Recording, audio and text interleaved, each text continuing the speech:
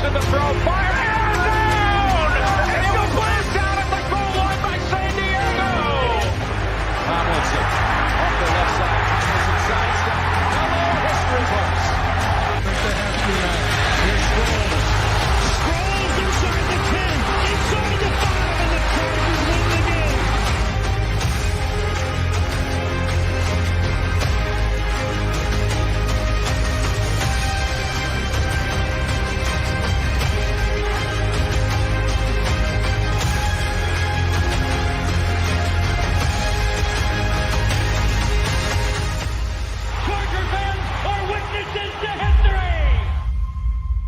What's up, everybody? Garrett here. Got a special guest today. Thought we'd bring him on because, quite honestly, the Chargers triple dipped into the TCU college pool, and we're joined here by Anthony North. He is the managing editor of Frogs of War. He covers TCU, and because the Chargers drafted 3 Horned Frogs this weekend, we wanted to bring Anthony on and get his opinions on 3 players that I know that he watched very, very closely the last few years. So thanks, Anthony. Appreciate you coming on. Thanks for joining us. Yeah, thanks for having me. Really excited. It was an exciting draft weekend for the Horned Frogs, and excited to see all these guys join up out there in Southern California and join your Chargers. So excited always to talk about the Frogs and these guys in particular. Yeah. The fact that you get 3 guys on one team is probably pretty exciting. I know. So let's just jump right into it. And the first one, obviously in the first round, the Chargers take Quentin Johnston, which was the first round wide receiver. A lot of people had kind of mocked there anyway. Let's talk about how you feel as a player. And before we jumped on, I mentioned that Brandon Staley said right on the phone call when he talked to him after they picked him that he was so impressed with QJ and his kind of attitude in the interview they had after the combine. Talk to me about what type of player he is, how that translates on the field. Just give me your opinion on watching Quentin Johnston. Yeah, Quentin Johnston has been just a phenomenal player for the Horned Frogs for his 3 seasons in Fort Worth. And he just a really hard worker in every aspect of his game, really developing his craft and his rapport with his teammates. He was always one of those guys that was getting praise from all of his teammates, from all of the coaching staff, as the guy that was out there putting in the work to make himself better. He knew this goal of his to be a first-round draft pick was always within reach, and he always had those physical tools to be that player, and he made sure to go out and do that. And he really burst on the scene a couple years ago with some big games, in particular taking down 3 touchdowns against Oklahoma, where he was really jumping over players and running through players and running past the defenders on that Oklahoma team. And he's really only continued to grow since then and had a huge season for the Frogs. That Fiesta Bowl game there are highlights from that game that will be TCU fans' all-time greatest moments as fans, and that he was able to put on the field. And there are just things that he can do on a football field that I don't know that TCU fans have seen before that anyone else in this draft could really do. His size, his speed, and what he can do with the ball after making a catch. So I think is a well-deserved first-round draft pick, and should be bringing just some elite play to your Chargers. So in it, and I'm sure Charger fans hope that he does. So this was his 3rd season at TCU. So he freshman year, it was somewhere around 400 yards. Sophomore year, his season somewhere 600 yards, and then blew up this past season, almost 1,100 yards. What happened this past season, other than playing so many games going up to the national championship? What was it this year that just made Quentin Johnston explode onto the scene? Yeah, the TCU offense as a whole took a huge step forward in the 2022 season, and you see it with the other guys that you drafted as well. But TCU had a coaching change in the offseason where longtime legendary head coach Gary Patterson was let out the door, and brought in Sonny Dykes and Garrett Riley to come and take over the offense. And that really was a huge improvement to everything that the offense was doing. So where previously it was a lot of focus on defense and a lot of focus on grinding out games and hope to win by 1 point, in the Sonny Dykes and Garrett Riley era, it was much more air it out and get the ball to those players in space and let them go do their thing. So it really, the new offense catered to his game and allowed him to really put all of those physical traits on display on the field. So spaced him out. It worked out. I mean, he had 6 touchdowns his sophomore season, but he put the yards and the touchdowns together this past season. Now, when they drafted him, we know about the size and the speed, the athleticism, the downfield threat. The one thing that it seems a lot of people are knocking QJ on are the hands, which some people think are inconsistent. What did you see in that respect? Does he have kind of concentration issues at times?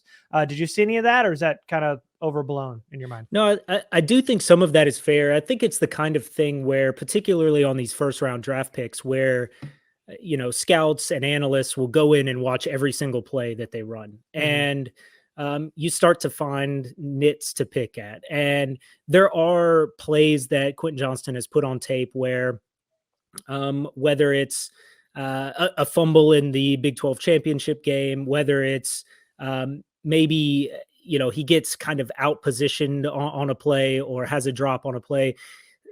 Those plays are on tape. He's not a perfect prospect by any means. But I think that yeah, I can't dispute that. I think that's a totally fair things to see because those did show up on tape. But I would say, maybe a handful of times across the season, this long, he played 14 of the 15 games this season.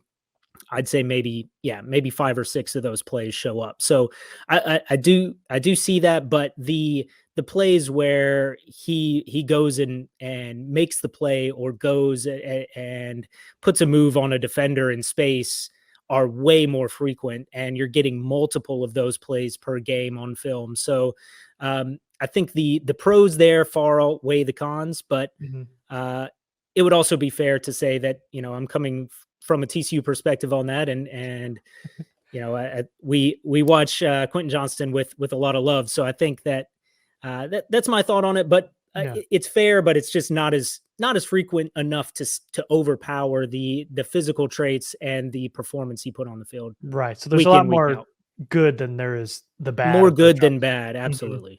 Yeah. And Telesco said on the press conference that they think they can kind of clean up those hands a little bit too. So hopefully that's a positive too. So let's talk about the 4th round pick, Darius Davis. So they talked about him being a returner. They want him returning kicks. We know how dynamic he is in the return game.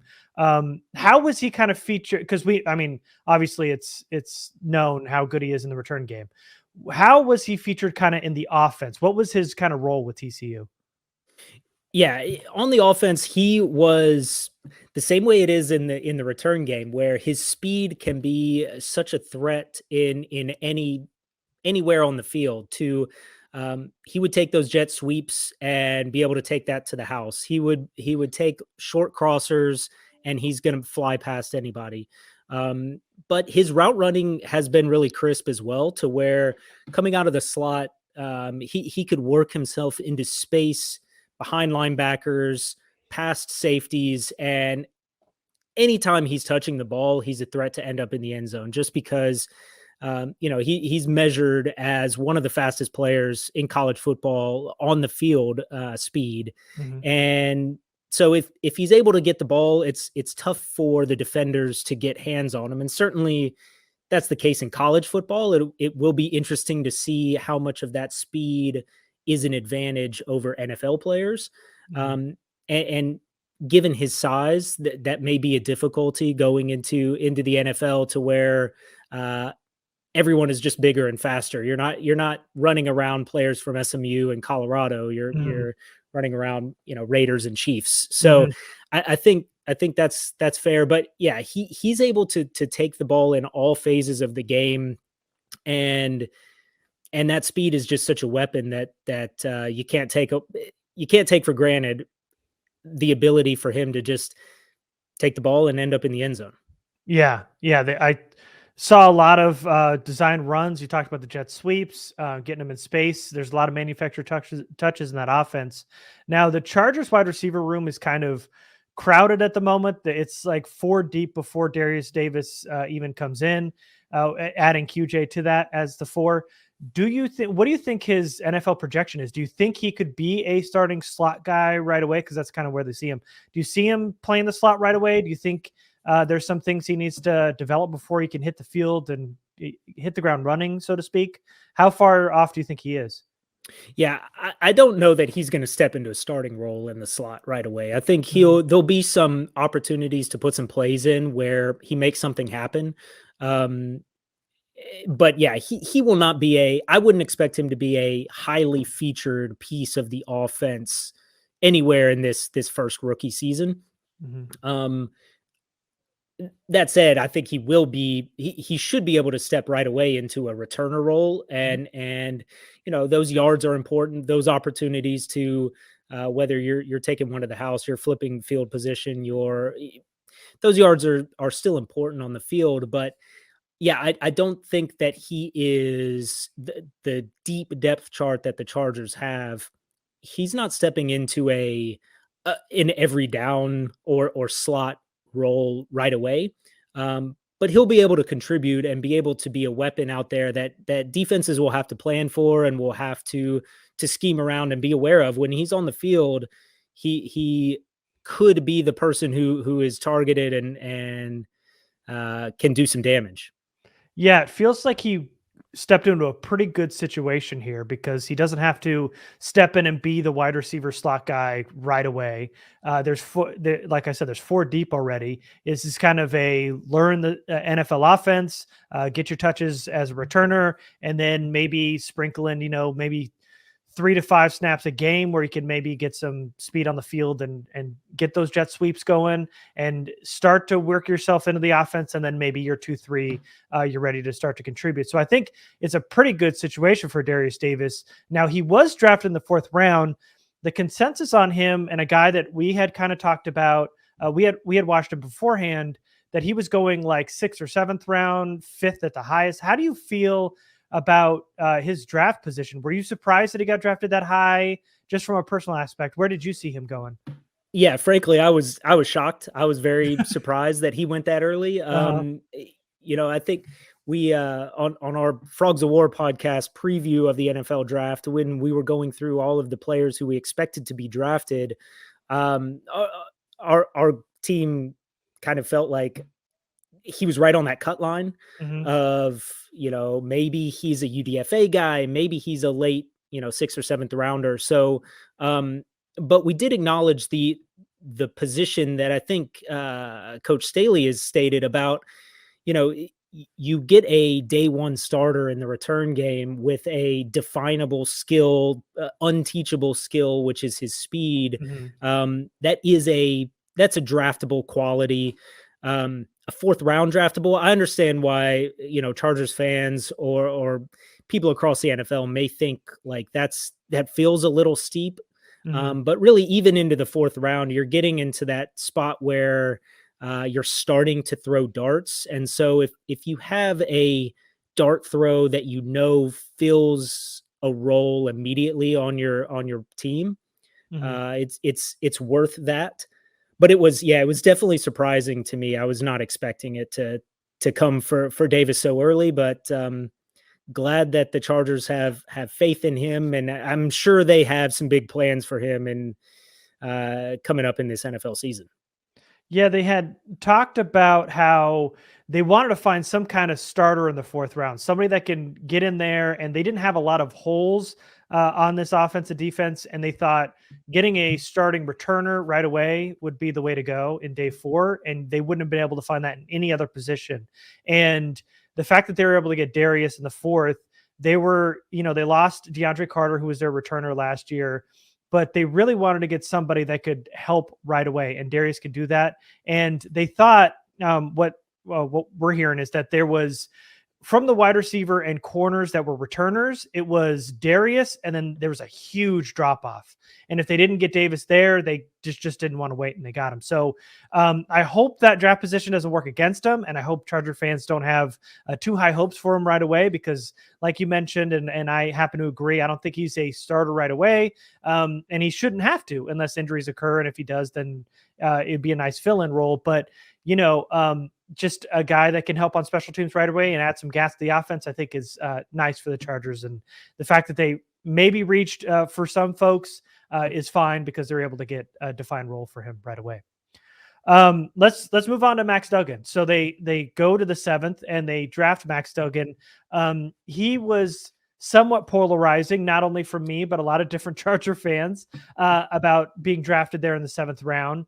Tell me about the positives in his game and why you think, some of that might work. I mean, he brought this team and this offense to the national championship. He was a runner-up for the Heisman. So there's some talent there. Talk to me about the qualities that helped, move this offense to all the way to the national championship.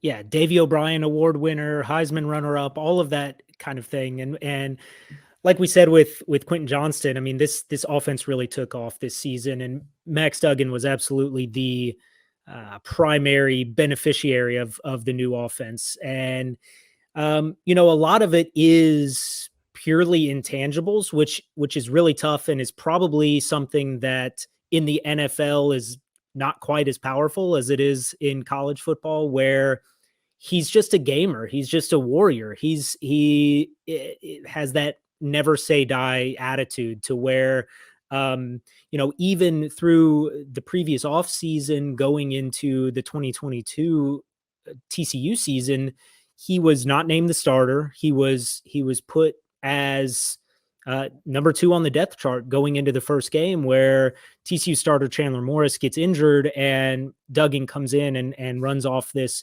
incredible season. But a lot of times across college football, that kind of situation happens. You've got a longtime starter who's put on the bench, and they decide to transfer. They decide to, go be the starter at some lower level school or something, and move on and never really see that. But for Max Duggan, that was really never, and he's talked about this quite a bit nationally, about how that never really crossed his mind. He was always here for this team and here to continue working, with the Horned Frog teammates, and that it was just a bump in his road and his story to continue forward. So, and yes, all of those things are intangible. The leadership aspect, the fight in him, but on the field, the actual performance as a quarterback, he's dynamic in a lot of ways. He's able to make plays with his legs on the move, make plays to where, some of his rushing touchdowns over the years, and particularly this season, where, he puts that speed on display. He's much faster than you think for his size and for his build. But he was also this season able to improve his accuracy tremendously from years past, to where he's able to hit those wide receiver screens on time to guys like Darius Davis, who can then take those for big yards, but also finding space over the middle on post routes to Quentin Johnston, and taking those shots deep to really trust his guys as well. So I think he just really grew as a quarterback into this last season in this offense, where there are still those moments that make you shake your head and make you, kind of, want to, come on, Max. But there's plenty of those overthrows, just like not the best decisions all the time. But that when he's put in a system that will support him, and with a coaching staff that will put him in the best position for success, he's going to find ways to find that success. And that's I mean, I think we can probably say, all the flowery things about Max Duggan, but that's really it, is that he will put in the work to maximize his opportunity. And, I think it's fair to say his maximum performance is probably lower than, a lot of your first round type draft picks. I mean, he's not going to come in and compete with Justin Herbert to take the starting role. I think Right. no one has that illusion, but, to be a valuable player in that locker room and a valuable, risk mitigation stopgap in the quarterback depth chart, I think he certainly has a role going forward in the NFL. Was he a vocal leader? Like, what kind of personality did he Oh, yeah. have? I mean, you talked about that stuff on the field, but yeah, he was kind of the driving force of that leadership role. Oh yeah. I mean, absolutely. I think a lot of the players through media availability throughout this last season and through the off season would comment about how much they respected Max, about the way that even when he lost that starting job, he was still one of the vocal leaders in the locker room. He was still supporting all of the guys. Um, he's just that, like, he's a coach's son. His dad was his high school coach in Council Bluffs, Iowa. He's all of those things that kind of like storybook quarterbacks, the Disney story quarterbacks are. And but he really is all those things. He is that vocal leader in the locker room, in practice, and certainly on the field. So you talked about, that's interesting. I didn't know that his dad was a high school coach. Interesting. Yes, yeah. So you talked about, he needs to be in a system that caters to, his skill set. What kind of offense do you think he needs to go to? Because is he a more of a one read type quarterback, which I kind of feel like, is he a guy that works through his progressions? So does he need to be in a kind of an RPO? What kind of offense did TCU run that kind of helped? Like, what kind of skill sets helped him in that offense? He did improve on that kind of multiple read progression this season. But he probably is still better suited towards a know where you're going to go, and then make it happen. I think you can probably see where he gets the happy feet in the pocket. If he's just left to think too long, he's much more of a go out and do it. And I think even in the draft process, to where, like at the Senior Bowl, where in, I don't know, one-on-one drills where he's expected to do things exactly a certain way, that doesn't work out so well. But when he's put in the game situations, he goes out there and makes the plays, even in those practices and in the Senior Bowl work. So I think it's really just putting him out there in those game situations to where, set him up for success, give him some options, some playmakers who can catch the ball and make something happen.